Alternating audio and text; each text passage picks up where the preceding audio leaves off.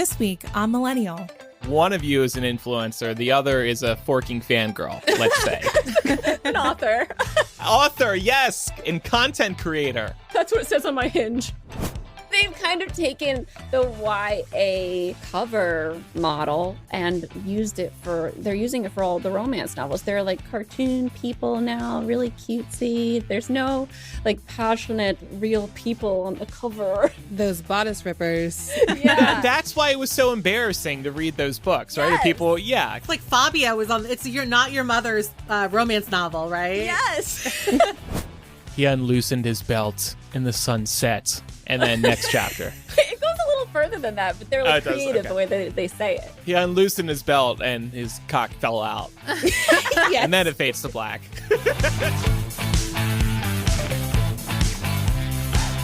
Welcome to Millennial, the home of pretend adulting and real talk. I'm Andrew. I'm Laura. And I'm Pamela. And this week we are hosting a more focused discussion on the rising popularity of romance novels, and we'll also discuss the YA angle there. And joining us for today's discussion are two of our friends, Christine Riccio and Natasha Polis. Welcome both to Millennial. And Christine, welcome back. Thank you. Thanks for having us. We're excited to be back. I'm excited to be back, Natasha. This is my first time. Hi, I'm Natasha. Hi. Some people might know you two as those forking fangirls because you host a podcast named that. Pretty new podcast, right? Yes. I don't know if people know us from that, but The internet's Instagram, YouTube. Yeah, maybe from the YouTubes. But yeah, we have a new podcast called Those Forking Fangirls, or Those Fucking Fangirls, If you don't want to cuss. Yeah. This is an explicit podcast, so you can definitely cuss. Wait, so what is the show officially called?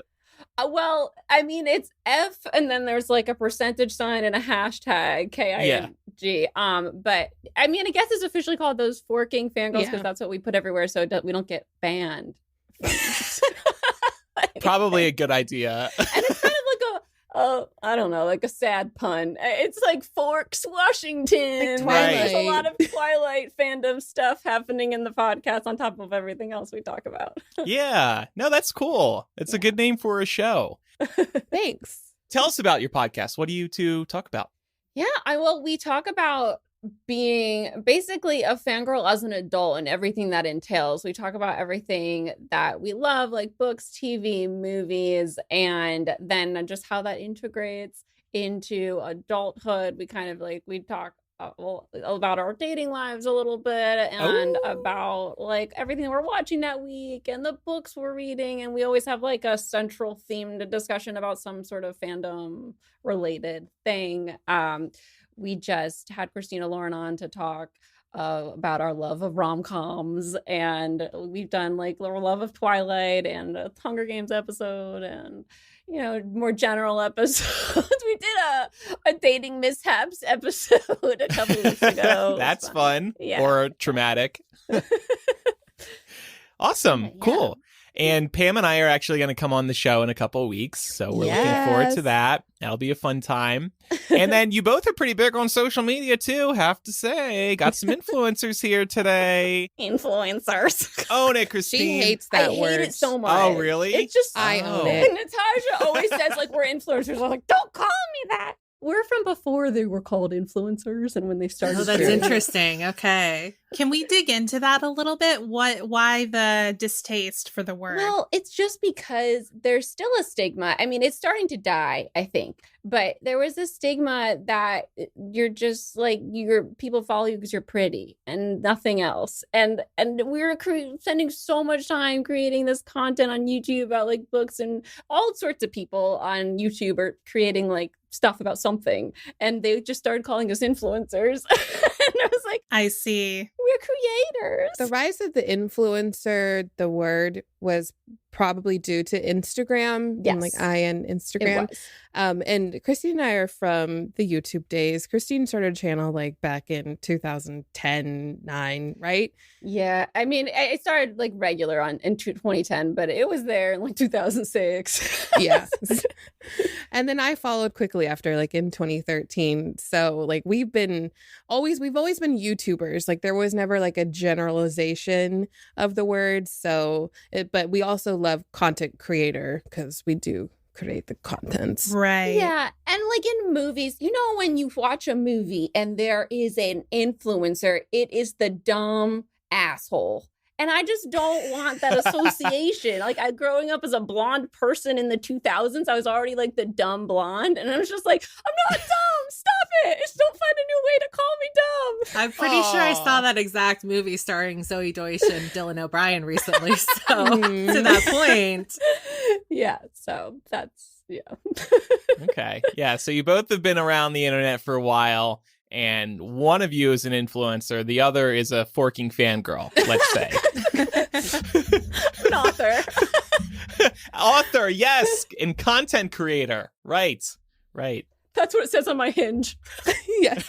I'm also, on like, I mean, as influencers, content creators, we have to have like many different hats. So like I'm also like a talent manager, like and I was an influencer marketing manager for a brand. So like we just been all around the whole industry.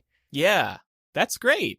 And you two are perfect for today's discussion, I think. You two were the first people who jumped to mind when we were thinking about talking about this this story we read about in NPR. Who are the types of people / fans in your respective audiences, by the way, like on Instagram, YouTube? Oh, yeah. I mean, we've got, 20-something-year-old women, there's a little bit of men, just a little. Just a little. Just like here on the show, just a little bit of man. Yeah, yes. 10%. Yeah, or non-binary as well. And they love to read. They love to obsess. They love to fangirl. And they probably came from the YA days, and now they're kind of growing up with us. A lot of nerdy book lovers that love to love stuff. That's great. Yeah, and most of them are, I think, in their 20s and 30s now. Love to love stuff. Mm-hmm. That's like such a simple statement, but also like really deep. Like you just love obsessing over stuff. It makes you feel good. It's exciting. Yeah, I've got a mug that says, "Oh, really? Love to love things." Really? Did you make that yourself, or No, someone got it for me. Oh, that's A fun. viewer, I think. Yeah. Oh, man. Wow. I need that mug. Yeah, I need that mug. My only mug says I like eating donuts off penises. I need something that like my gosh. my mom. I'm sorry, Natasha. I don't know what. That's fine. God, Go for it. I mean, our podcast is called Those Fucking Fangirls. It's there for a reason. Yeah. We're getting real personal just right off the jump here. I love it. Actually, I've known Andrew since like I was a wee little baby. A wee lass. Because I got started basically like in the fan site world. So Yeah. we That's did right. junkets together and all that fun stuff when I was like 17, 18 years old. Yeah, with Twilight, right? With Twilight. Yeah. Yes. What fan site were you working for at the Page time? to Premiere. Oh, Page to Premiere. Yeah. Yep. Kimmy. Mm-hmm. Twilight Source. Twilight Oh, yeah. Source. I am still so proud of Twilight Source. Like, legit. Me too. I checked that every day. Oh, really? Oh. Well, was the Twilight Source, so that's good to know. Oh, what's this? I just typed in twilightsource.com and there's legit a new Twilight fan site. Someone else stole our domain. Oh my gosh. Wow. Why did I let that go? What was I thinking? It's probably like a saving money tactic, which smart, but I still. mean, it's like $10 a year. I'll have to Yeah. mourn this later. Oh. We were also, in our early 20s and poor at that time. That's Fair. true. Fair. Makes sense. Okay. Yeah. All right. Well, anyway, yeah, and we're actually going to talk about Twilight a little more later on, but and then actually Pam and I will be talking about it on those forking / fucking fangirls in a couple of weeks, so that'll be fun as well. So to get us started today, we'll talk about the article in a minute, but to prove that we picked two excellent people to be on the show with us today, I'd like to hear a little bit about Natasha and Christine, your relationship with romance novels. What's each of your favorite romance novels or series? I could go with like the generalization because there's a lot of love here in the romance world. My new favorite is From Blood and Ash by Jennifer L. Armentrout. She's written several series, but this new series is like a high fantasy world with vampires and gods, and there is a lot of spice, and it's a lot of fun. And it's just great storytelling. And there's 4 books in the series right now. And there's also a spin-off series, which is set before it. So it's like a prequel. And that's also amazing. I think I love that a little bit more than the main series.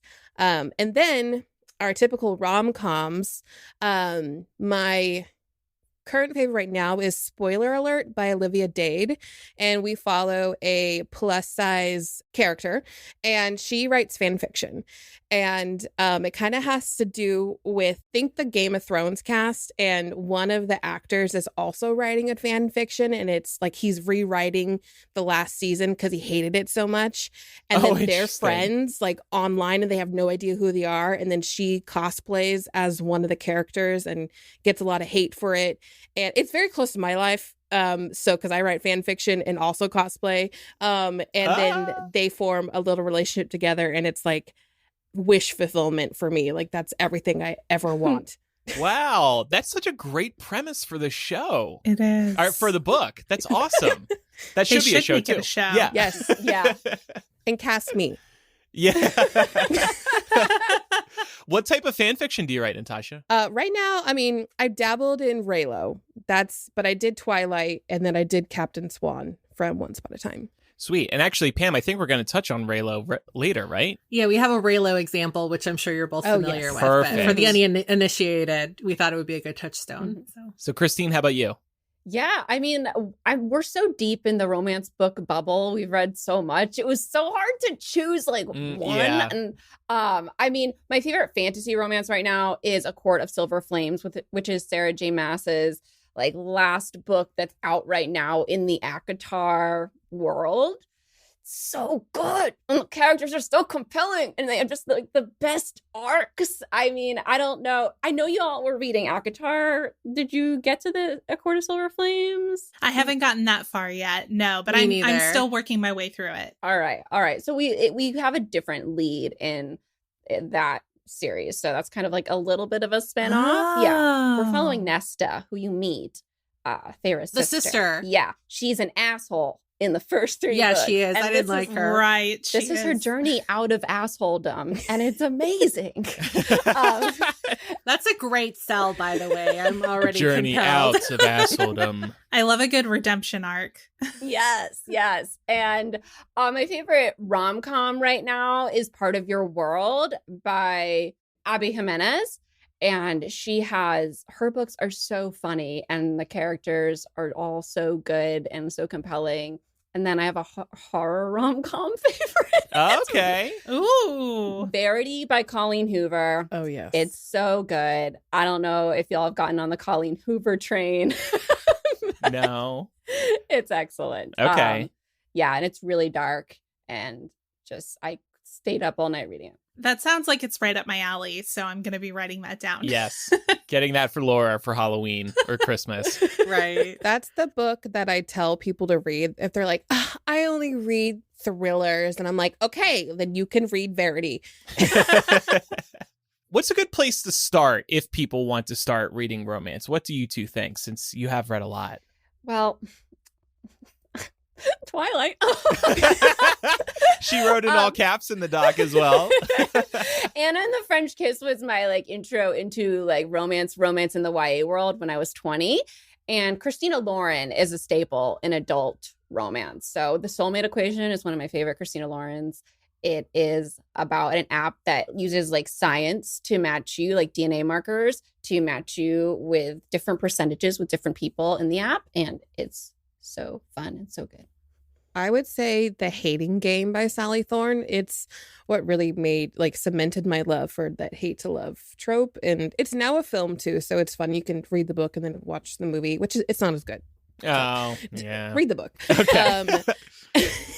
But yeah, that's that one. And then also, like I said, Verity is a great start. And then if you're like wanting to dip your toes into the fantasy world, then try A Court of Thorns and Roses by Sarah J. Maas. Okay. Thank you for those recommendations. So now let's get into this story. This was from NPR. The article was titled From Meet Cutes to Happy Endings, Romance Readers Feel the Love as Sales Heat Up. And it's about the rising popularity of the romance genre, backed up by data, but also colored by stories of in-story get-togethers celebrating this area of fiction. And it also discusses how less and less people are hiding that they're romance fans. People aren't ashamed to be holding one of these books on the subway or out in public, which I think is awesome. People have been ashamed to read lots of different types of books in public, and there were even adult editions of certain books, so it didn't look like you were reading a children's novel. But we wanted to talk about why the romance genre has risen in popularity and what about it that is appealing. So we've definitely established that Natasha and Christine have read a lot of romance. Laura, Pam, what's your two's relationship with romance novels over the years? Twilight was definitely my initiation into romance novels. I think like a lot of people in our age group. Overall, though, I haven't really dabbled in it too much. I've had a hard time finding things that I would like. I will say diving into ACOTAR, that has been a really compelling read for me to do, because even though straight up romance elements of the stories themselves aren't the thing that keep me coming back necessarily, the characters, the world building, the dynamics and the arcs really do. And then the romance is kind of like a cherry on top, really, for me. So that, I think, pretty well describes my relationship with romance novels. I'm definitely a novice, self-proclaimed novice, but I definitely want to get more into it and find recommendations that would help me get a little bit more exposure with the genre. Well, do we have the episode of Millennial for you? I know. I'm on the perfect show today. Yeah. I came ready. I'm taking notes. Pam, on the flip side, I feel like you've read a lot of romance, right? Yeah, I have. I'm pretty, I'm not as well versed with what is probably newer, but I think 2014 to 2016 was the sweet spot of how much romance I was reading.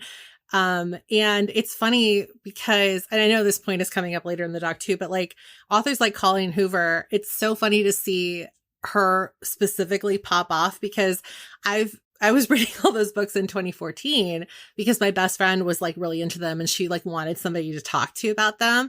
And so I started reading them because we would have our own little book club.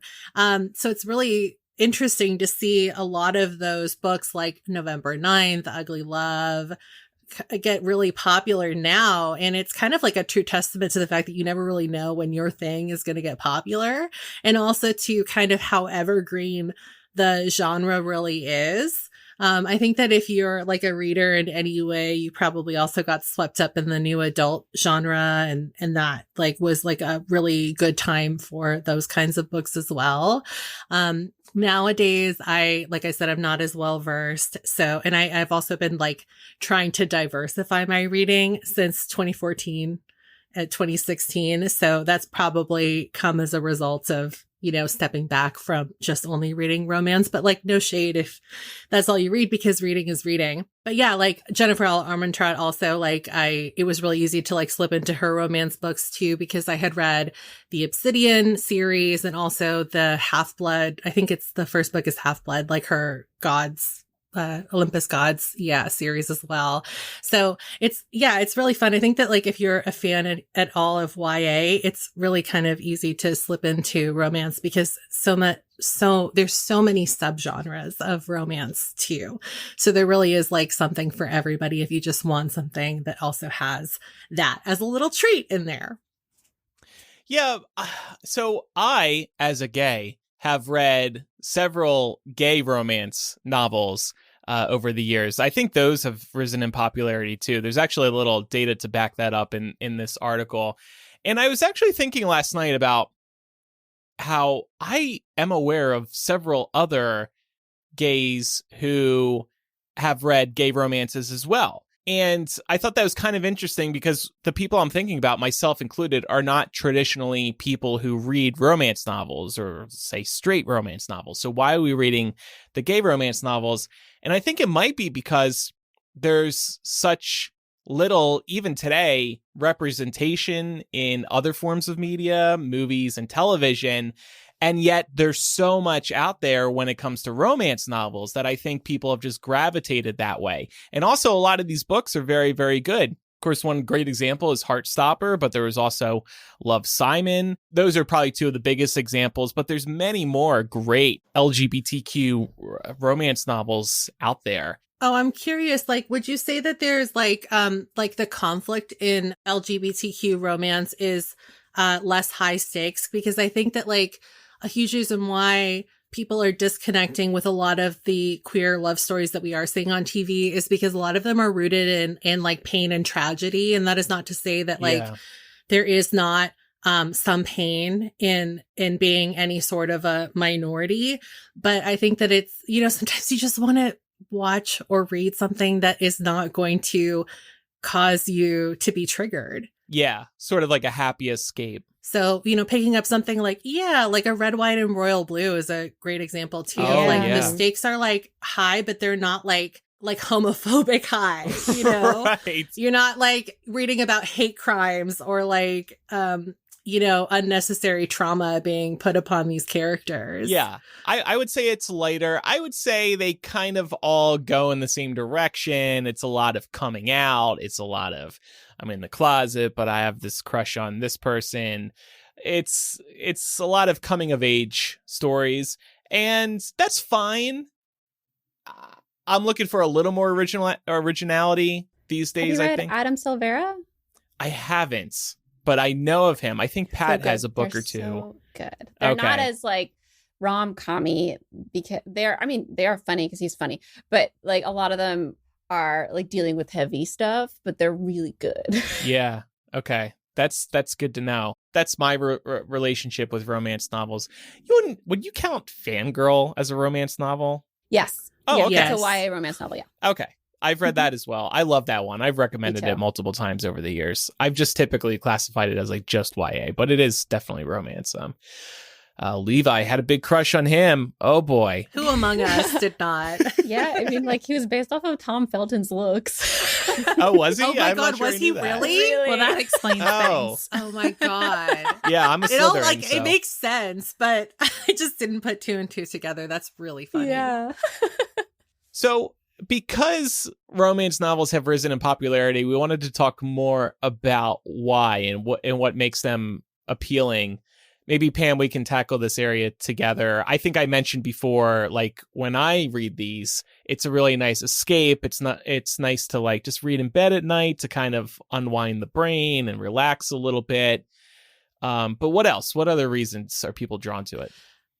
Yeah, I think when we were talking about this topic and we were brainstorming, we came up with a few, and maybe you two can expand on this or let us know if we're completely off the mark.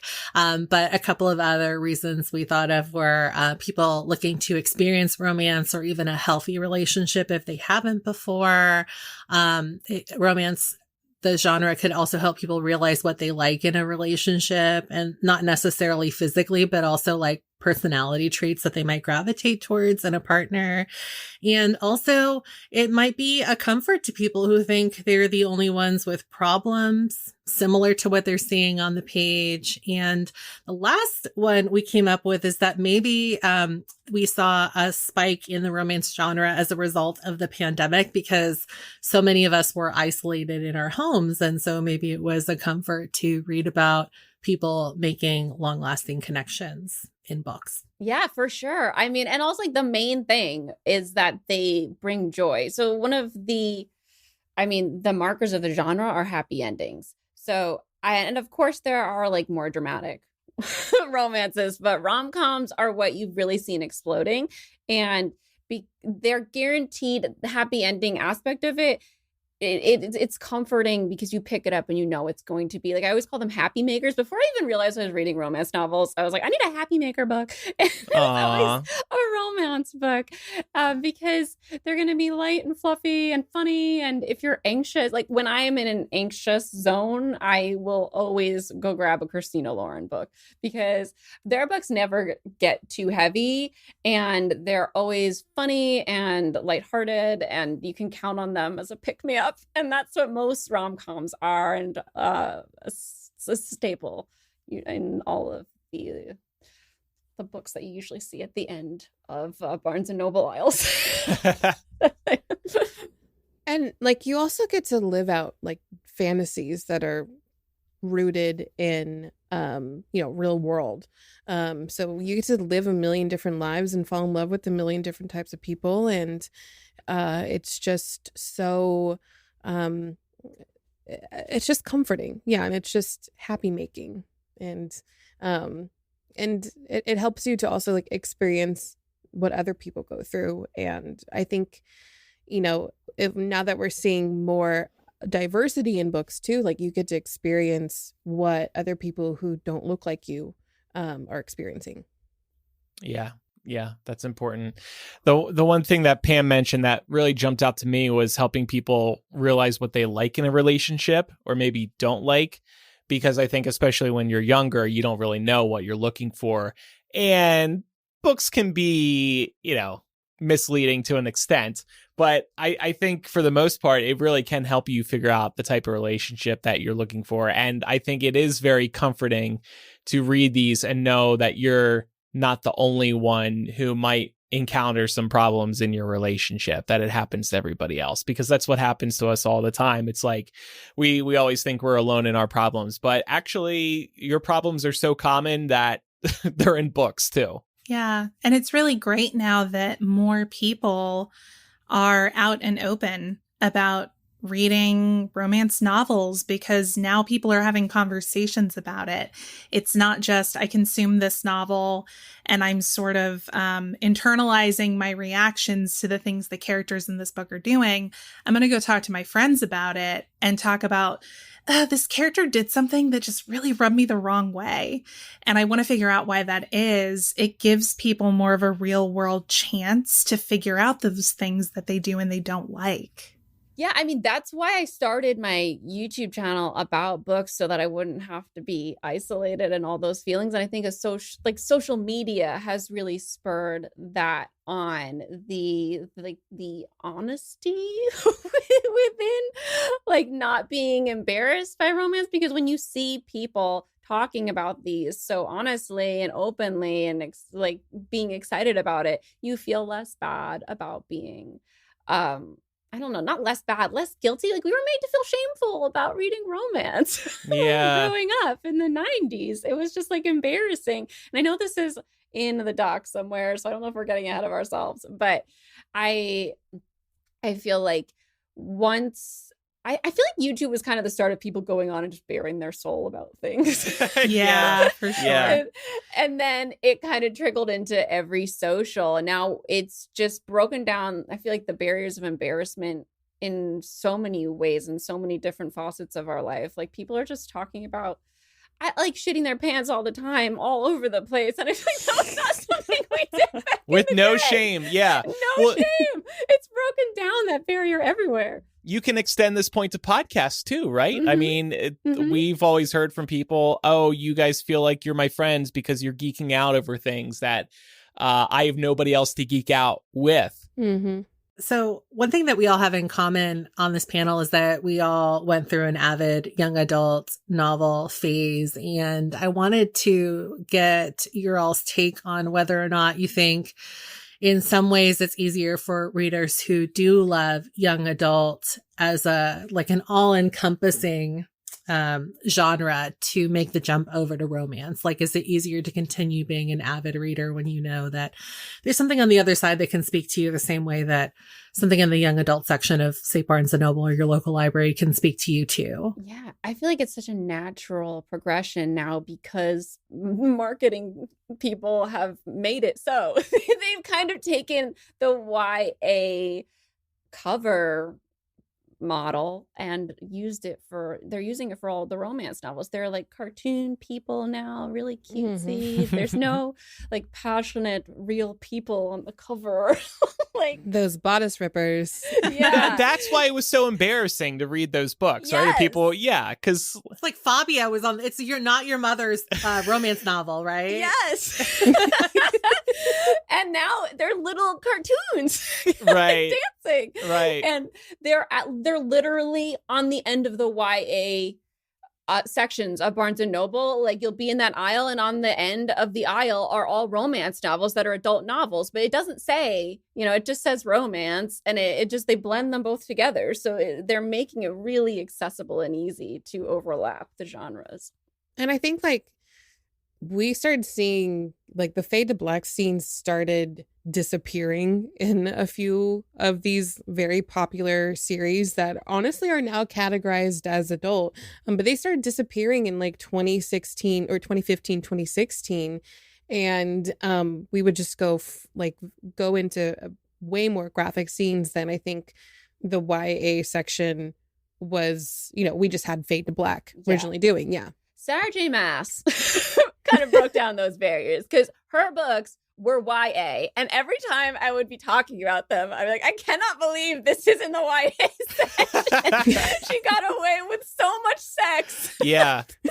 Pam mentioned Red, White, and Royal Blue earlier. That one has some pretty lengthy sex scenes. That's adult, though, I think. That one was adult. Yeah. That's adult? I mean, looking at that cover, I call that YA. Again, overlap. Yeah. So, okay, this is going to be my follow-up question, and I don't know if you guys can answer it. Maybe Christine can, since you're in publishing, but like, is the publishing industry sort of getting in trouble because the covers look so wholesome as a result? Because like, for context, like, I think everybody that listens to our show probably knows this, but you two might not. I used to work at a library when I was still in university, and like a big point of contention was where books were going to be shelved and what was appropriate to even recommend to a child, say even in 5th grade, that was still reading technically in like the children's section.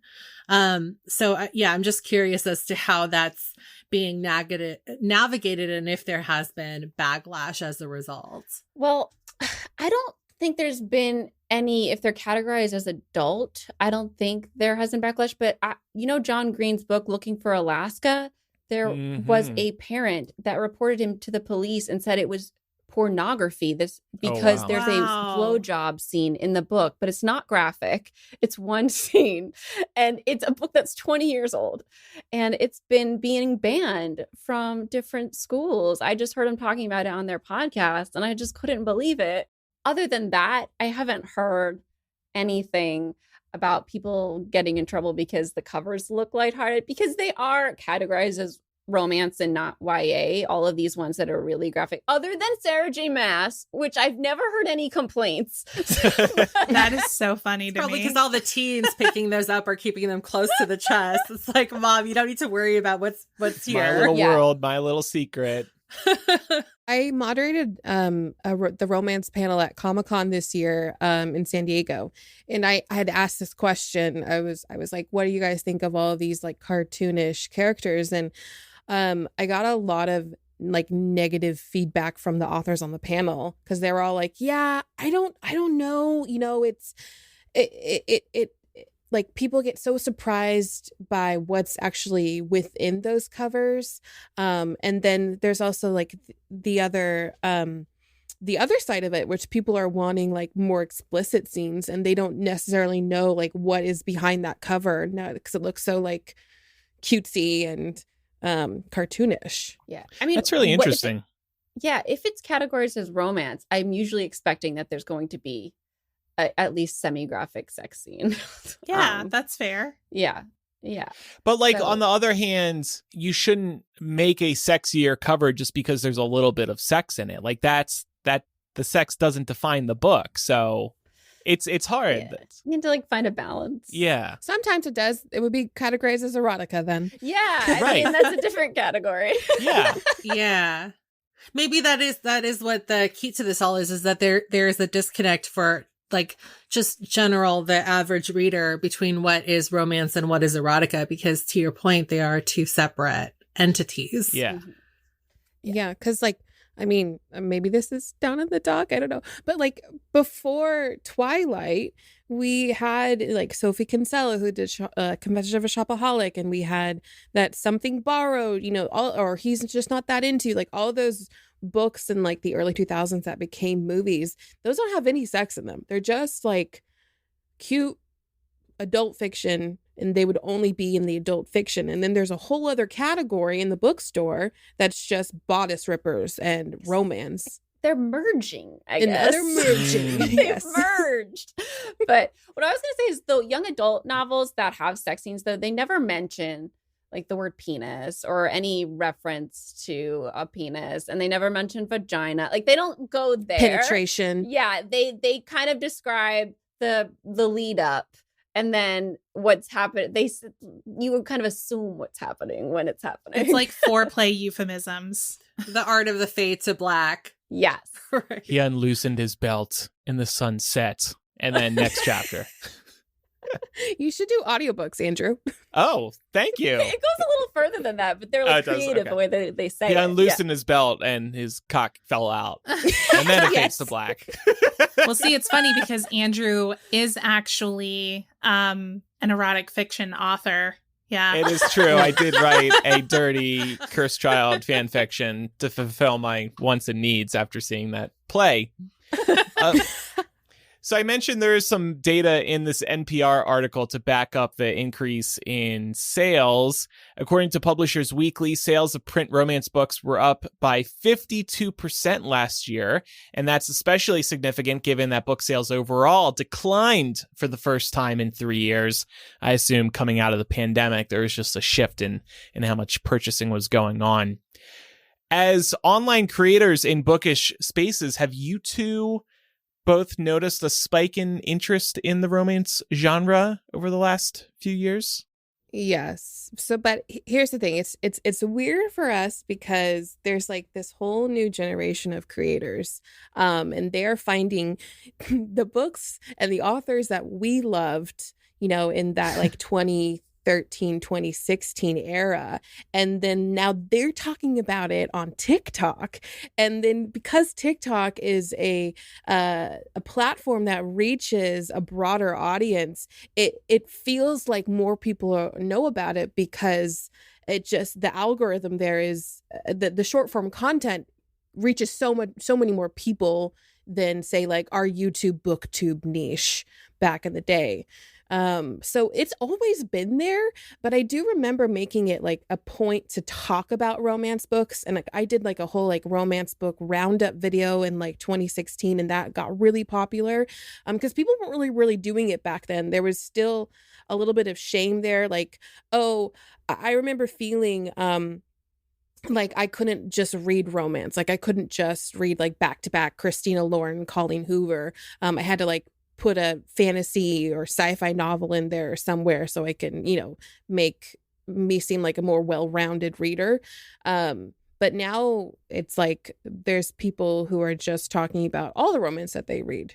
Well, they didn't even call it romance. Like I remember when I first started reading Colleen Hoover, I was like, I love Colleen Hoover books. I never thought of them as romance books. Mm-hmm. And even I think the first person that I heard call them like rom-coms was Christina from Christina Lauren when we like met them. She's like, oh yeah, you write rom-coms. I'm like, I guess I do. Like it was, I was like, so that's what y'all write. You call it rom-coms? Like we're allowed to call them that? Because so they were popular and everyone loved them and they were growing in popularity in like 2014, 2015, 2016, like all that time. But we weren't calling them romance. And now on TikTok, they're exploding. And you're really noticing they're called romance books because people are calling them romance books. And people not, are I guess, searching for that embarrassed. too. Yeah. Yeah. They're not And embarrassed anymore. Yeah. back then we had the boom of new adult, which was supposed to be like Which the was nice romance. Yeah. which was romance, was like the nice little soft center between, young adult and adult books. And erotica. But honestly, yeah, and erotica. But it was just a new label for published fan fiction. Because of 50 Shades of Grey and all of that, like that was super popular in 2014. And then it was just a money-making industry. And they were like, okay, well, we need more of these Twilight fan fictions that already have 3 million readers. And then that was the start of Wattpad and all of that. So it was all of those fics that we were reading shamefully in our rooms under blankets are now being published. We're like, oh, we can talk about this now. Okay, cool. I love that it's losing its stigma, because back then everyone was like, ew, it's fan fiction, it shouldn't be published. And I was like, these authors put so much time and work into this. Why shouldn't they be able to make this into something that stands independent and publish it if everyone loves it? Yeah. Do you know what's really funny is I still will have people to this day talk to me about books like the one that always comes up, funnily, is Alice Clayton's Wallbanger. I love it. And I'm like, that's Twilight fan fiction. Yep. They're like, what? And I was like, yeah, I remember reading that when I it was read on it. fanfiction.net. I did. And she has not changed a lot. So that is the fanfic. That's awesome. And Twilight, going back even a few years further, I mean, that was hot in what, 2008, I think the first book came out. And The first movie. Oh, 2005. Yeah, it was 2005 Oh, was the book. shit. Yeah. okay. Yeah. Come on, Andrew. I know. What am I thinking? But Breaking Dawn, the book, came out in 2008. That was 2008. August okay, 4th, I'm a little. Okay. Yeah. August 4th, 2008. Or Christy, August 2nd. It was right near my birthday. I do remember August. I went to a midnight release party I did for too. Breaking Dawn. Yeah, that was a big deal. I think that was my last midnight release party that I went to, come to think of it. But Twilight's had a comeback, right? Yeah. Oh, yeah. The Twilight Renaissance. Oh, I love the Twilight Renaissance Twitter account. That one. Do you two follow that? It's really good. Yes. Don't. Oh, check it out. That came back because of Netflix, because all the Twilight movies were on Netflix during the pandemic, and people were watching them all and rediscovering, and they're just at home and they're like, okay, well, here's a new generation of younger people. You all can read them now. So That's amazing. But we'll save that for when Pam and I are on Forking Fangirls. Well, I love that fan fiction came up here. I wanted to jump in here and ask about this. For anyone who doesn't know, I wrote a ton of fan fiction when I was in high school, mostly Harry Potter fan fiction. I ended up becoming connected with these wonderful people because I became a fan fiction moderator on MuggleNet fan fiction when I was like 15. And similar to the themes we're talking about with romance novels, I remember it feeling like this dirty little secret. I didn't tell anybody in my life really that I was writing or moderating fan fiction. But now it seems that very similarly to how conversations are opening up about people reading and enjoying romance novels, conversations about people reading, writing, and enjoying fan fiction have opened up too. So I'm wondering what you both would say is the driving force behind these conversations. Are they kind of like feeding into each other? Did openness with fan fiction lead to openness with romance novels, or was it the other way around? It's hard. It's like the chicken or the egg there. Right. I would think that it all kind of fed into each other as we became open about one and then more open. I mean, and as you're seeing more and more fan fictions get published and be very successful, like, and maybe you've read, like, maybe now people have read them and they're not judging them like, oh, that's fan fiction. Like, oh, that was actually good. Why am I trying to put it down for no apparent reason? And yeah, I don't know. Natasha, what do you think? I think, well, so much. I mean, I started reading fan fiction because I wanted to know what happened after the Fade to Black scene in Breaking Dawn. Okay. Yeah. So my 14-year-old fingers got searching and found some. And I think a lot of us had the same, I mean, no, for sure. We all had that same experience where we're like, oh, okay, well, I liked how I felt this way. Well, I need more of that. And so I think a lot of it had to do with, our generation who read Twilight or read Harry Potter and wanted more, started writing more and reading more within those worlds. And, you know, the bar got pushed, it got more graphic, and you're also coming into adulthood at that point. So I do think it is like our generation just moving into adulthood and wanting more, and but also finding that comfort within the characters that we love and adore. That's kind of continuing this conversation and letting it be widely known that, you know, we're like, okay, well, this is what we love and what we enjoy. And we're not really afraid to talk about it or, you know, keep it secret anymore. I mean, I used to like print out fan fiction chapters and my whole family knew what I was reading. So That's amazing. I used to do that too. Yep. Same. But now do you just do it all through like a tablet, or do you still print stuff out? yeah, You I mean, can do that actually on Archive of Our Own. Makes it very easy to download You straight just to your download it. Kindle. Oh. Mhm. and it's Yeah, that's how I read All the Young Dudes, because I kept seeing that one pop up on my TikTok For You page, and it looks just like a book on your Kindle or on your iPhone. It nice. is so good too. Anyone who hasn't read that, highly recommend. what is it?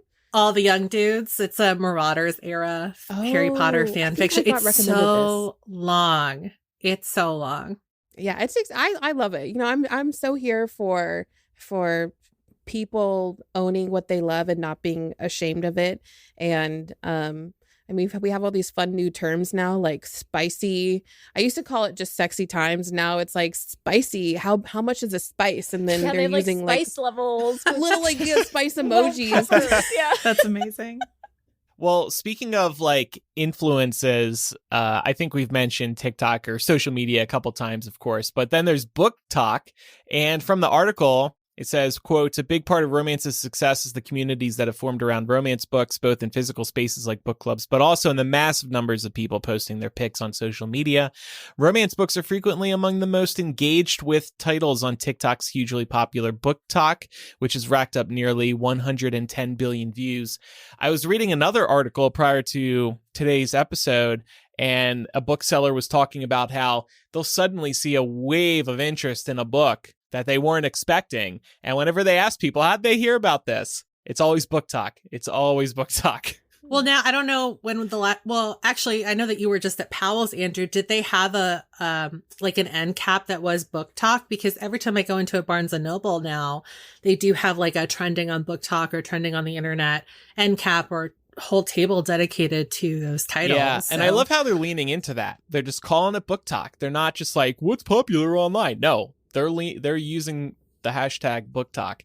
I can't remember if I saw it at Pals. I definitely saw some big romance sections. I don't know if I saw Book Talk. Pals is also massive, so there's a chance that I just missed it.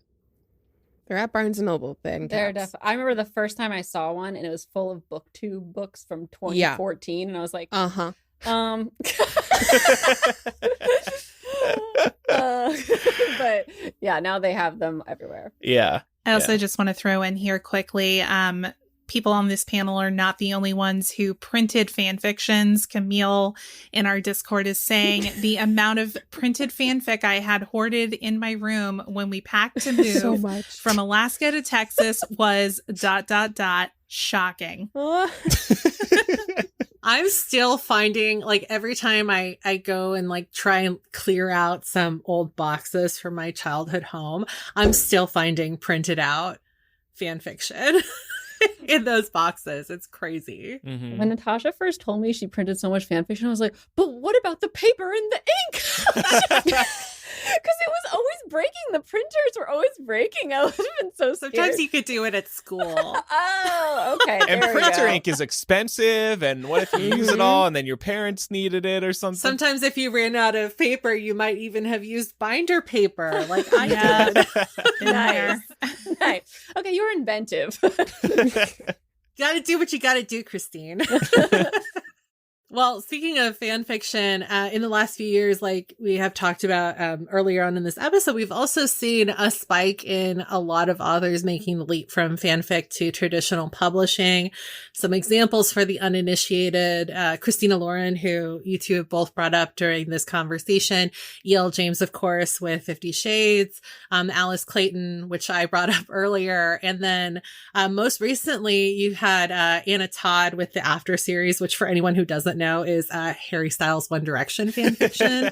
All of those movies are up on Netflix, by the way. Mm-hmm. And then also Ali Hazelwood, who did Raylo fan fiction. So I wanted to ask about what we thought of, in general, people coming from fandom finding success in traditional publishing, and also if the practice of filing off serial numbers, as it were, bothers us in general. I tend to think it's great, but sometimes I find myself wishing that like better stuff got published than like some of the stuff that we get.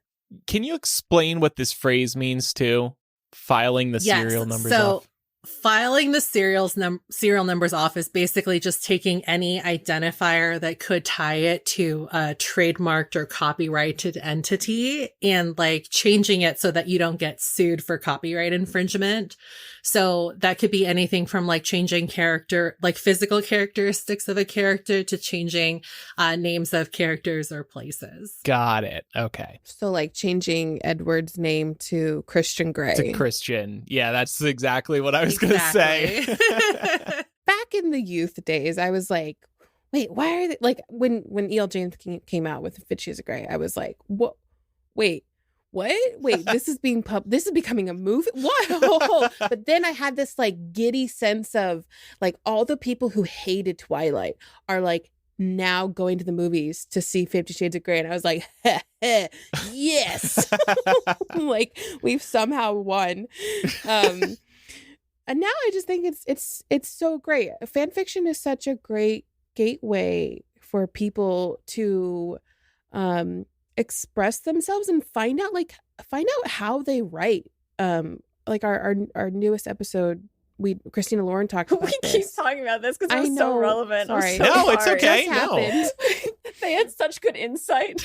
Awesome. Did. I mean, like, I really appreciate you guys bringing it up because I'm excited to check that out. Yeah. So I'm sure that people listening too, if they're interested in this topic, will be excited too. So anyway. Yeah. So I mean, it's all just a lot of encouragement, you know.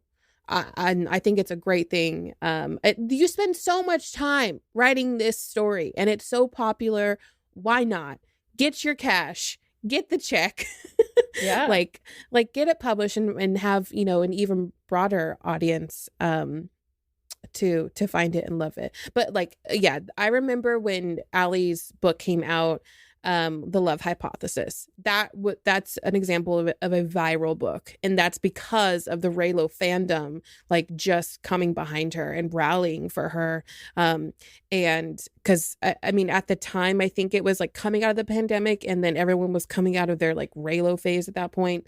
So but there's eight Raylo books coming out this year, and there's one in particular, which I don't know how she's going to do because it's fully set in the Star Wars fandom. Like it's all a bunch of lore from like deep Star Wars, and it's called Landscape with the Blur Conquers, and it's coming out as the Hurricane Wars. And who knows how she's going to change this because so many plot devices are rooted within Star Wars and that world. But it's going to be a high fantasy with an emphasis on like Asian culture because she's AAIP. Okay. Oh. Mm-hmm. Yeah. Well, I guess to your point, I think that maybe the difference is too is that like authors are not shying away from openly talking about where they got their start.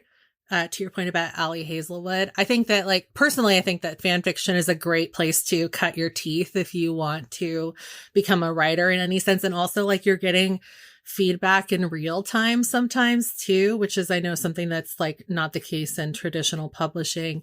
And so like in a way, I do think it's great that it sounds like Ali is really open and honest about where she got her start and like what the basic basis inspiration for her books are. Because I don't think it was the same. I think like E.L. James was like the biggest first example that we saw like on the main stage. And at the time when 50 Shades, the movie, was coming out, I was interning still. And I remember the place I was interning at did this big cover story for 50 Shades. And it was like so funny to me that like the writer that had done this interview with E.L. James had like asked her if she had gotten inspiration from anywhere. And she was like, no, not anywhere in particular. And I was like, you're a lying liar who lies. This is not good. We all know. I guess if she admits that, then, I mean, has she never admitted it? Well, I assume, no, I'm sure she has at this point, but I assume it was somebody that was coaching her because, you know, people get media training usually saying like, don't make any, you know, implication that this started off as a Twilight experiment. Right. Or else Stephanie's lawyers might come knocking. Right. So it is kind of nice to see that people are being more open and honest about that now. Yeah. Some are, some aren't. Oh. Anybody you want to name or? No. Okay. Yeah, spill the tea. Well, I mean, I do think that there's so many authors who now have like so many works under their belt where it's like, why? I mean, at this point, like you've made a name for yourself.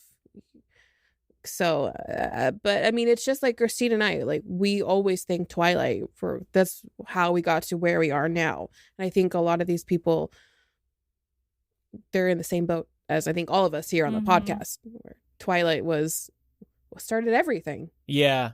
It was so fun. It was so refreshing coming out of Harry Potter, just like having this new fandom where people were just as passionate, if not more so, in some ways. So as we start to kind of wind down this conversation, a thought I had was, do we think there's a direct correlation between the rise in the popularity of romance books and the rise in popularity of reality dating shows on television? And the reason I ask this is because I know shows like The Bachelor have been around forever. But for starters, Netflix has been churning out a ton of romance series, like unscripted romance series, in part because those are cheap to produce. But I think people have been less ashamed of talking about their love for The Bachelor. Like, I know my mom and sister love getting together to watch The Bachelor. I see friends on social media who have Bachelor watch parties and they post about them. But the show is garbage, in my opinion, at least. And yet people aren't afraid to talk about it. Do you think there's been a similar shift with some of this romance content that we're seeing on television where people are just less ashamed because it's kind of in? I mean, I feel like since romance books are booming, you know, I think that the producers of shows are taking advantage of the fact that people are like being outwardly excited about romance novels, and their version of that is the reality TV. It's cheap to produce and they all love it. I think the demos overlap a bunch. I know I've been watching all those Netflix shows. I got so sucked in by Love is Blind. Me too. Laura and I did Oh my too. gosh. We text about Love is Blind. They are like my anti-anxiety now. Let's throw on one of Netflix's dating shows. I know. I'm literally watching After the Altar right now for season 3. Nice. I just watched such an escape. It's such an escape. And like, am I ultimately really invested in most of these people? No. But, oh my gosh, putting that on for an hour, pouring a glass of wine or like sitting down with like some hummus and just, going to town and watching that. Talking about how all the men are trash. Yeah. Oh my God. The men are trash. Oh my gosh. I've been watching Perfect Match, which they brought people from Love is Blind. So, of course, I'm like, oh, I got to watch this. Shane's on it. Bartiz is on it. Oh, they brought all of the worst ones. Right. Well, now I'm going to have to watch that too and root for them all to never find love. Do it. It's been a ride.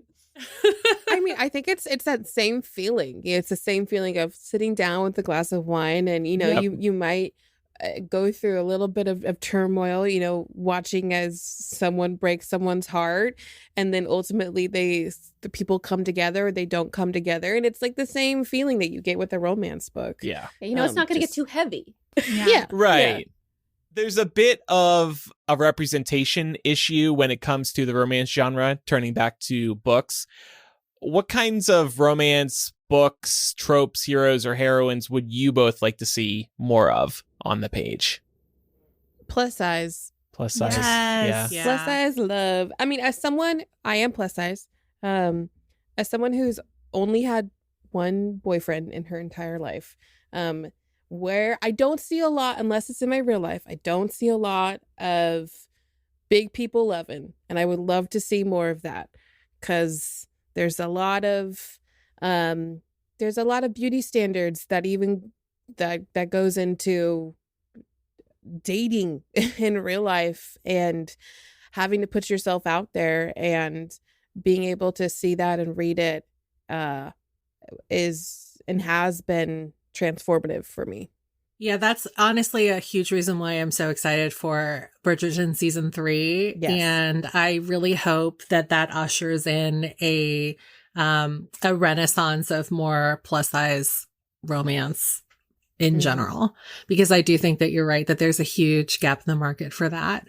And a variety of plus size representation. I feel like the idealized representation of what plus size is right now is not actually reflective of reality for most people. And it can be really disheartening as a plus size person to look at that and see, oh, there's this other expectation. There's a right kind of fat. Right? Yeah, there is. Right, 100%. exactly. Yeah, I think just like in all forms of media, it's nice to feel seen. Thinking back to what I was talking about when it comes to gay romance novels and just LGBTQ people in the media. In reading these articles, I was reading that there has been an increase in romance novels by people of color, and that's, of course, translating to more characters that are of color. So I think there's still a long way to go there, but there seems to be an increase in diversity in these romance novels. So that's good. I feel like I'm blessed because a lot of these characters were like losers in school who liked books, and then like awkward adults trying to find love. Right. So I'm open to any diversification and want to read about other types of people, but I'm really blessed because there's lots of main characters like that. I was a nerd too. I mean, we're still all nerds. Yeah, we can definitely relate on that level for sure. Made a career out of being nerdy. Christine, Natasha, you've touched on many books today, but any other books you've been reading recently that you might want to plug? And I also need to ask, what is the next Harry Potter, or Hunger Games, or Twilight? Because I want to do a new podcast, so...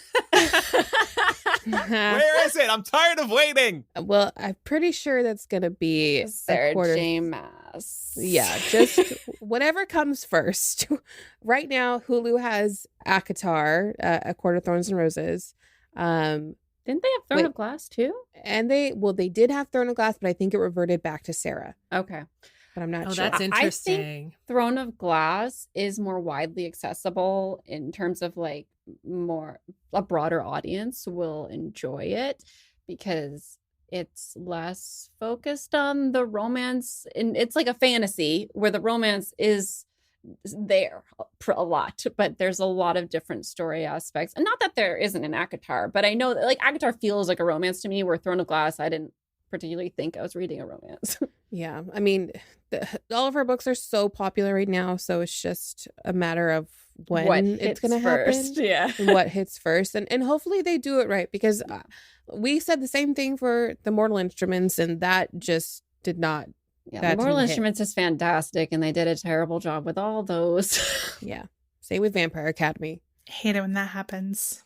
Yeah. Scythe is another one that hasn't blown up on Book Talk, but it is very widely read, and it's won a bunch of awards, and it is so good. It is a trilogy, and it's like I don't want to say dystopian, it's like a utopian world where we don't die, and there are people called scythes that are hired to keep the population in check. Ooh. So people get killed by a scythe, and there are two 17-year-olds that get an internship to be scythes. So they're learning how from this mentor scythe, like how the job works. And of course, there are like political imbalances, power imbalances within that world, because basically the scythes are gods in this world, you know? That's interesting. And it's done so well. It's giving the Giver vibes, kind of, a little bit. I can see where you're feeling that. Yeah, definitely. It's done stuff like kids just throw themselves off buildings for fun because they can be healed. Like it's like it's insane. And art doesn't really mean anything because they don't understand our art. They don't understand like suffering. So it's fascinating. I've got quite a list. There's also another series, Red Rising by Pierce Brown. That is a very cinematic book, and it's like the first book is like Game of Thrones in space, and then the second one is like Star Wars meets Game of Thrones, and it's like a whole class system, eugenics, all this mishmash of stuff. It's all set within our solar system, and they've terraformed like all of the planets. The first book used to be called a YA, and now it's a full adult series. And there's also like a spinoff. There's someone owns it. I can't say what. Oh, okay. Interesting. Yeah. I feel like someone owns all of these properties. Like they're all in some sort of stage. They just keep buying them. Yeah, it's like a just in case thing. And will we adopt it? Well, it makes sense now, especially that we've like, you know, I think that like coming off of what we all saw as the success of everything from like Twilight to Hunger Games, it makes sense that studios are a little bit more loose with their money in buying up these rights. So, yeah. It's kind of like, it reminds me of like domain squatting back in the 90s or 2000s, where you just buy a domain just so you had it. And then the downside too is that sometimes they sit on these properties for so long that like nothing actually gets made because they don't prioritize it. It's like either shit or get off the pot. Right. Come on. Someone wants to make it. You're going to lose your window of opportunity. Especially with TikTok now and how trends are just going so quickly. It's frustrating. Yeah. Well, on that note, this has been a great discussion on the rising popularity of romance novels. Thank you, Natasha and Christine, for helping us with this discussion today. Thanks for having us. Yeah, a pleasure. So much fun to have you two on. And like I said, Pam and I were looking forward to coming on those Forking Fangirls in a couple of weeks. I've been resisting talking about Twilight today because I want to save it for for the show. I could talk about it for a while. Those were some good times. What a time. It feels like a fever dream, but in the best way. So coming up in After Dark today, we're going to kind of do a part 2 to last week's After Dark discussion. Last week, we talked about all the things we did that were bad when we were kids. This week, we're going to be talking about all the bad things our parents thought we were doing that we weren't actually doing. Our parents clearly thought we were way cooler and edgier than we were. But some of these stories are pretty fucking hilarious, so you'll want to check it out. Yeah. Sorry, Mom and Dad. That'll be available at patreon.com/millennial this week. We release new After Dark installments every week. It's one of our flagship benefits. Thanks everybody who supports us there. We couldn't do it without you. And now it's time for some recommendations. I've had this one cooking for a couple weeks. I'm pretty excited about this. Pat and I had been splitting a Verizon family plan. It was, you get the unlimited talk and text and data, and it was like $145 a month total for 2 people. But then I'm finally paying attention to these ads I see on television for not just Mint Mobile, but Visible by Verizon, which is their response to Mint Mobile. And Visible and Mint both offer very affordable phone plans. Visible, $30 a month, unlimited talk, text, and data. You get 5G, you get 4G. By the way, 5G is a scam right now. It's not actually faster, in case you haven't noticed by now.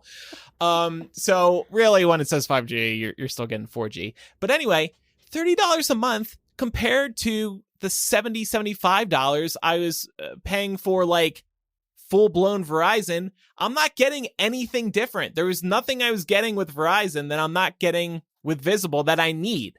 So if you're looking to reduce your monthly phone bill, definitely check out Visible or Mint. I was traveling over the last week. I noticed no issues with it. The data was good. If you want to pay an extra $15 a month, you'll get a premium network experience. I don't know what the fuck that means. I was able to load Instagram on the $30 a month plan just as fast as I was with my $70 a month Verizon plan. So I'm very excited to be saving $40 a month now. So check this out. I actually do have a referral code. This is not an ad, but they give you a referral code. So if you want to use my referral code, you'll get a $20 credit. I'll get a $20 credit. So if you want to save me $20 on a future phone bill, click that link. Andrew's shameless promotion to get his referral link plugged in the show I'll notes. click it. I'm like, I have Verizon. Well, click it and sign up. You got to sign up too. But it's great. I don't know why the hell I've been paying so much for my phone bill when they have this out there. I have a game recommendation for all of y'all. Sons of the Forest, which just came out. It's in early access right now, so it's got some quirks going on with it. But this is the sequel to End Night Games' first survival horror game, The Forest. Same premise. You're landed on a deserted island with a bunch of crewmates. You can play this online with your friends, and you're basically just trying to survive. You're building forts, you're hunting, you're exploring, you're finding supplies. There are cannibals who live on the island who want to eat you, so you have to evade them.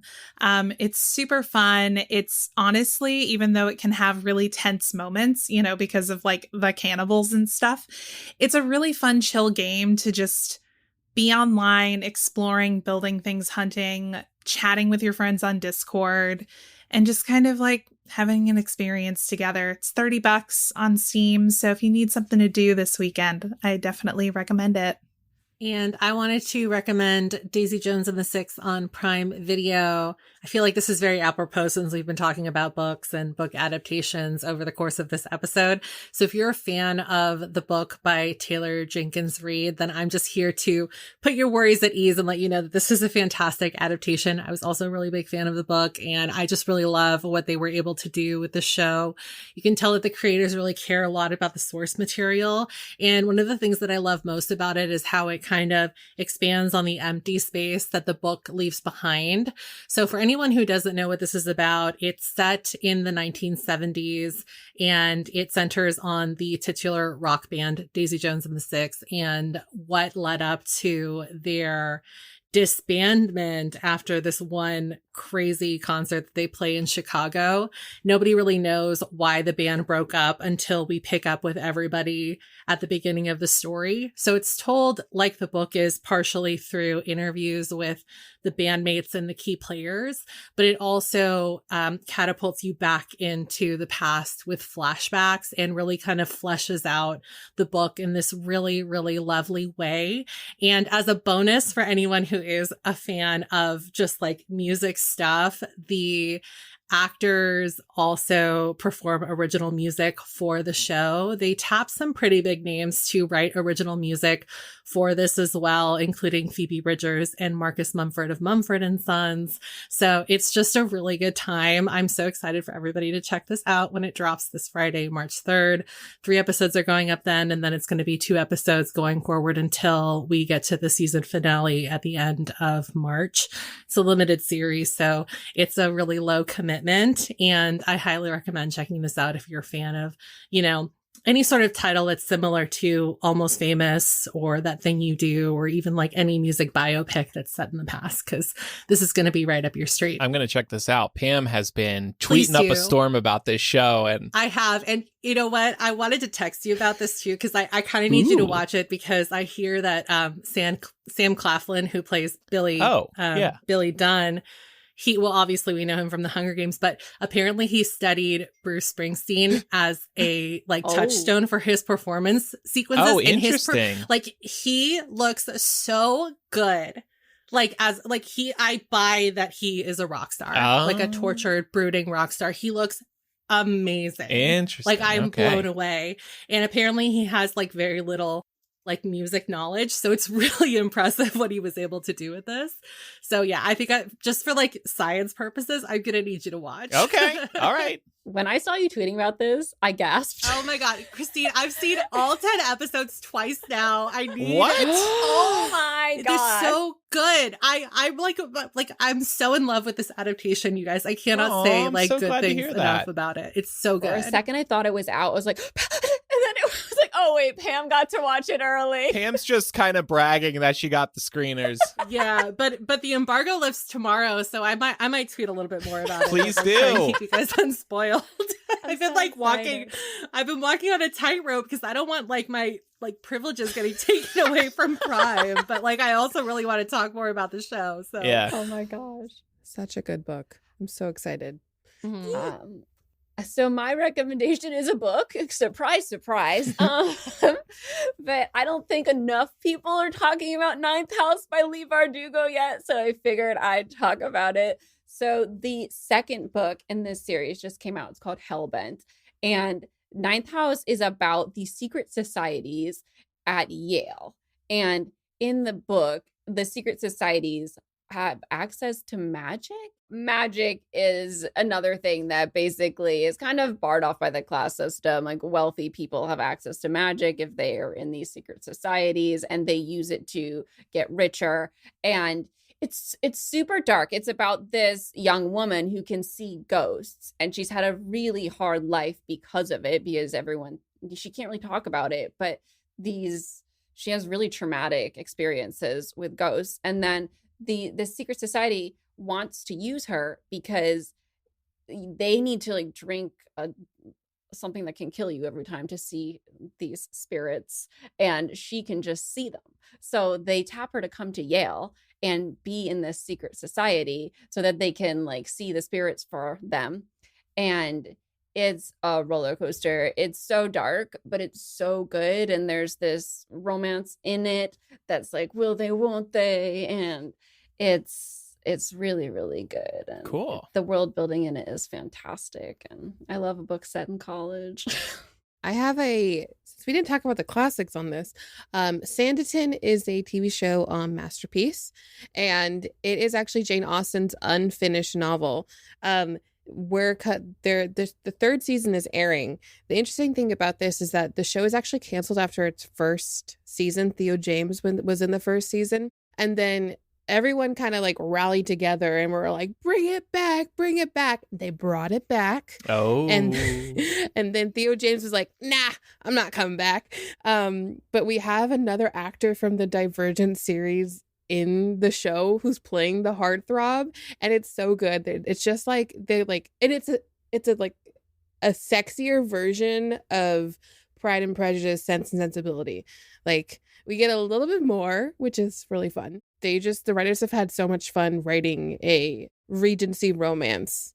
And I think it all kind of comes from Bridgerton, but don't expect Bridgerton type of spice, okay? But it's still great. The yearning and the wanting and is all there that we love from Jane Austen. So please watch it. Okay. Awesome. Thank you. Well, Natasha and Christine, thank you so much for joining us today. Like I said, this was so much fun. We love you both. This was a ton of fun. Yay. Can you each tell us where we can find you online? I'm Natasha Poulos. My handle is Tashopolis everywhere. It's Tashopolis, but like the city, like Metropolis. And that is my last name. A lot of people get that confused. Okay. But I'm on Instagram, YouTube, TikTok. And then we have our podcast together, which is Those Forking Fangirls. And that is on wherever you stream or listen to your podcasts, your favorite podcasts. I'm Christine, and you can find me on the YouTubes as Poland Bananas Books. Poland the country, bananas the fruit, books the things you read. And I tried to change it to Christine Riccio just recently, and if I change it, I'll lose my verified checkmark as a YouTube person. So I'm like, I can't. So I'm still Poland Bananas Books. I've been posting there weekly, like writing vlogs and such the last 7 weeks. I'm on a roll. And I'm on all my other things as @XTeenMay, like X-teen, my like Christmas X-teen. Okay. Okay. And yeah, and I write books under Christine Riccio. Yeah. Well, I'm now following you both. Yay. I've already been following you both, so I don't have to follow you. Okay, Andrew, I'm Laura and I sorry that need you're to get just with so the much better program. than everyone else. Ahead of the curve. Christine, you have another book in the works, right? I do. Oh, is it going? How's it going? Good. I'm so happy with it right now, but it's not going to come out until next year. Oh, okay. Well, hey, you're happy with it Yeah. right now. That's good. That's yeah. My paperback's actually coming out in April. Never mind. I do have a book coming good. out. Oh, okay. The paperback of my book Better Together will be out April 11th. Awesome. Well, we look forward to that release. And Thanks. we'll have links to both Natasha and Christine's socials in our show notes. So check those out, listeners. And a couple other reminders. Make sure you're following Millennial for free in your favorite podcast app so you never miss an episode. And we would appreciate a review in Apple Podcasts or Spotify. You can also contact us by writing to millennialshow@gmail.com or by using the contact form or anonymous confessional on millennialshow.com. And let's talk about our social media channels. We're Millennial Show on Instagram, Twitter, and Facebook. And then over on TikTok, we are Millennial Pod. After Dark will start in a moment for patrons and Apple Podcast subscribers. Thanks again, everybody, for listening. I'm Andrew. I'm Laura. I'm Pamela. I'm Christine. I'm Natasha. Bye, everybody. Bye, y'all. I don't know why I'm waving. It's an audio podcast. Because we always wave at the end. I'm like waving bye to Natasha and Christine, I think. Ah.